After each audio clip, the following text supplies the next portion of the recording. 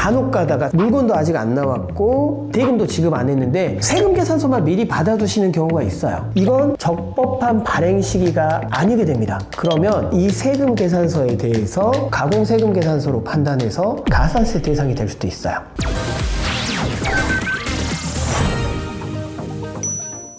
안녕하세요. 친절한 나의 세무사 양영호 세무사입니다. 오늘은 우리가 부가가치세를 신고하는데 환급이 되는지, 환급이 되는 내용에 대해서 설명을 해드릴게요. 부가가치세가 환급이 되는 경우는 일반과세자냐 관이과세자냐에 따라서 다릅니다. 일반과세자는 매출세액보다 매입세액이 더 많다면 환급이 가능해요. 근데 간이과세자는 매출보다 매입이 많다라고 하더라도 환급이 안 됩니다. 그래서 보통은 우리가 사업을 시작하실 때 이제 주변 분들에게 사업을 먼저 하고 계셨던 사장님이나 동종업계 분들한테 뭐 여쭤보시는 경우도 있는데, 그럼 보통 간이과세가 세금이 더 적게 나오니까 간이과세 해야지 이렇게 말씀하시고 간이과세로 신청을 하시는 경우도 있어요. 근데 이건 중요하게 생각하셔야 될 게 간이과세가 절대 무조건 유리하다는 아닙니다. 우리가 사업 초창기에 고정자산을 매입하거나 사업과 관련해서 매출이 발생을 하지 않더라도 상품을 미리 구입해서 재고를 보유해 놔야 한다든지 이런 상황들이 있는 경우에는 매출이 발생하는 시간보다 매입이 발생해서 그걸 유지하는 기간이 더 길 수 있어요. 그러면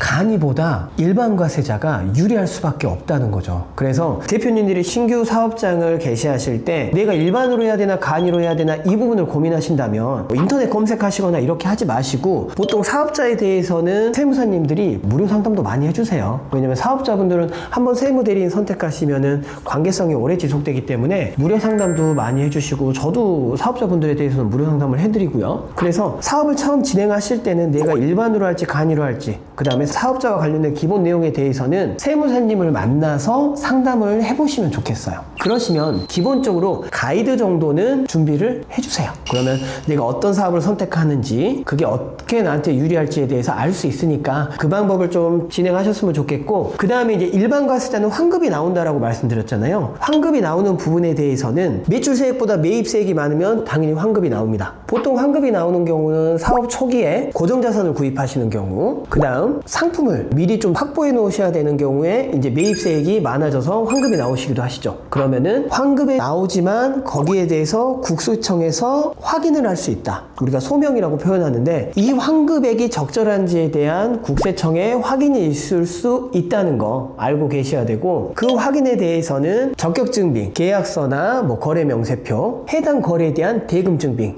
이런 것들이 꼭 필요하다는 거 알고 계셔서 나중에 환급이 진행될 때 소명 자료를 준비하시는 것보다 대표님들이 미리미리 챙겨두시는 게 좋습니다. 그리고 이제 간혹 가다가 잘못된 사항인데 세금 계산서만 미리 받아두시는 경우가 있어요. 물건도 아직 안 나왔고 대금도 지급 안 했는데 세금 계산서만 미리 받아두시는 경우도 생기거든요. 근데 국세청에서는 세금 계산서 발행 시기가 별도로 법으로 정해져 있습니다. 그래서 세금 계산서가 발행됐다고 해서 무조건 환급이 되는 게 아니에요. 만약에 이 세금 계산서가 발행이 적절한 시기에 되지 않았다면, 예를 들어서 매입도 내년에 했고 대금도 내년에 지출을 했는데 세금 계산서를 올해 미리 받아뒀다라고 한다면 이건 적법한 발행 시기가 아니게 됩니다. 그러면 이 환급 소명이 발생하면서 이 세금 계산서에 대해서 가공세금 계산서로 판단해서 가산세 대상이 될 수도 있어요. 그래서 오늘 이제 말씀드렸던 부분에 대해서 내가 사업을 하는 대표자, 경영인의 입장이라면 이 정도 내용은 알고 있으신 게 좋습니다. 그래야 내가 절세도 더 가까이 할 수 있고 나중에 위험 요소도 줄일 수 있거든요. 그리고 이제 제일 중요한 건 세무사와 항상 가까이 두시고 상담을 하시는 게 가장 좋은 방법이에요.